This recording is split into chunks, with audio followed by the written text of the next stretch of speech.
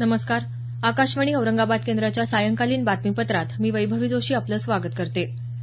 राज्यात पहिल्या टप्प्यातल्या 15 जिल्हा परिषदा आणि 165 पंचायत समित्यांच्या निवडणुकीसाठी मतदान प्रक्रिया अंतिम टप्प्यात आहे.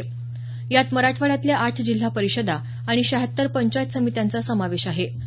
दुपारी 1:30 वाजेपर्यंत लातूर इथं 37%, नांदेड जिल्ह्यात 37%, हिंगोली 38%, औरंगाबाद 34%, तर बीड जिल्ह्यात 58% मतदान झालं. उस्मानाबाद इथं दुपारी 3:30 वाजेपर्यंत 53%, तर परभणी इथं 56% मतदान नोंदवलं गेलं. जिल्हा परिषदा आणि पंचायत समिती निवडणुकीच्या दुसऱ्या टप्प्यात 21 फेब्रुवारीला मतदान होणार असून मतमोजणी 23 फेब्रुवारीला होणार आहे. उस्मानाबाद जिल्ह्यात 4 गावातल्या नागरिकांनी आज मतदानावर बहिष्कार टाकला.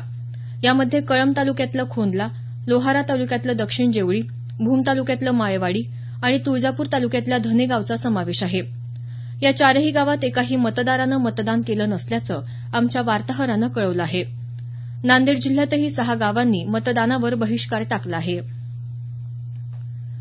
मुंबई महापालिका निवडणुकीनंतर शिवसेना आणि भाजप हे दोन्ही पक्ष पुन्हा एकत्र येतील असं काँग्रेस प्रवक्ते मनीष तिवारी यांनी म्हटलं आहे.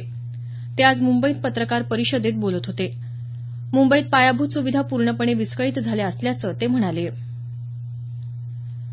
के पलानीस्वामी यांनी आज तामिळनाडूच्या मुख्यमंत्रीपदाची शपथ घेतली. राज्यपाल सी विद्यासागर राव यांनी त्यांना पद आणि गोपनीयतेची शपथ दिली. पक्षाच्या सरचिटणीस शशिकला यांना बेहिशोबी मालमत्ता प्रकरणी अटक करण्यात आली असून काळजीवाहू मुख्यमंत्री पन्नीरसेल्वम यांची पक्षातून हकालपट्टी करण्यात आली आहे.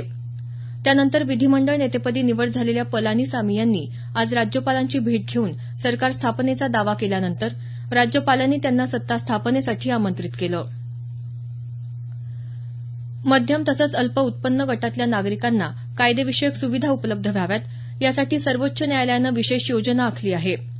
याअंतर्गत मासिक 60,000 किंवा वार्षिक 7.5 लाख रुपयांपेक्षा कमी उत्पन्न असणाऱ्यांना नाममात्र शुल्क भरून कायदेविषयक सेवा उपलब्ध करून दिल्या जाणार आहेत.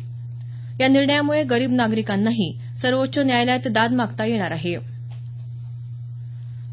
महाराष्ट्र सरकारला मुद्रांक शुल्काच्या स्वरूपात प्राप्त होणाऱ्या महसुलात सुमारे 1,000 कोटी रुपये घट झाली आहे.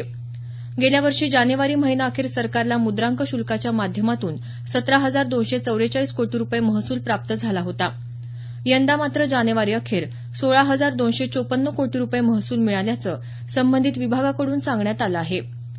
विमुद्रीकरणानंतर मालमत्ता खरेदी विक्री मंदावल्यानं हा परिणाम झाला असून आणखी काही काळ हीच स्थिती कायम राहण्याची शक्यता असल्याचं या वृत्तात म्हटलं आहे. 8व्या युवक विज्ञान काँग्रेसला आज मुंबईत सुरुवात झाली. मुंबई विद्यापीठाच्या दीक्षांत सभागृहात झालेल्या उद्घाटन समारंभाला ज्येष्ठ वैज्ञानिक अरविंद उंटवाले प्रमुख पाहुणे म्हणून उपस्थित होते. मुंबई विद्यापीठाचे कुलगुरू डॉ संजय देशमुख आणि एसएनडीटी विद्यापीठाच्या कुलगुरू डॉ शशिकला वंजारी यावेळी उपस्थित होते. मानवी प्रभावाच्या युगात सर्वांसाठी अन्न हा यंदाचा विषय आहे. 3 दिवस चालणाऱ्या या परिषदेत तंत्रज्ञान विषयक शोधनिबंध सादर होणार आहेत. युवकांनी शेती आधारित उद्योगांना प्राधान्य द्यावं असं आवाहन यशवंतराव चव्हाण महाराष्ट्र मुक्त विद्यापीठाचे कुलगुरू डॉ दिलीप म्हैसेकर यांनी केलं आहे. विद्यापीठाच्या कृषी विज्ञान केंद्रामार्फत आयोजित प्रशिक्षण कार्यक्रमाच्या उद्घाटन प्रसंगी ते बोलत होते. असे उद्योग सुरू करण्यासाठी पुढाकार घेणाऱ्या युवकांना तांत्रिक ज्ञान पुरवण्याची ग्वाही कुलगुरूंनी दिली. मराठा आरक्षण मागणीसाठी आज बेळगाव इथं सकल मराठा समाजाच्या वतीनं मूक मोर्चा काढण्यात आला. 5 लाखाहून अधिक मराठा बांधव या मोर्चात सहभागी झाले होते. प्रवाशांच्या सोयीसाठी पश्चिम रेल्वेनं मुंबईहून जयपूर आणि अजमेरसाठी विशेष साप्ताहिक गाड्या सोडण्याचा निर्णय घेतला आहे. बांद्रा ते जयपूर ही गाडी 4 मे ते 29 जून दरम्यान दर गुरुवारी, तर बांद्रा ते अजमेर ही गाडी 1 मे ते 26 जून दरम्यान दर सोमवारी सोडण्यात येणार आहे. याबरोबरच हे बातमीपत्र संपलं. आमचं यानंतरचं बातमीपत्र उद्या सकाळी 6:50 वाजून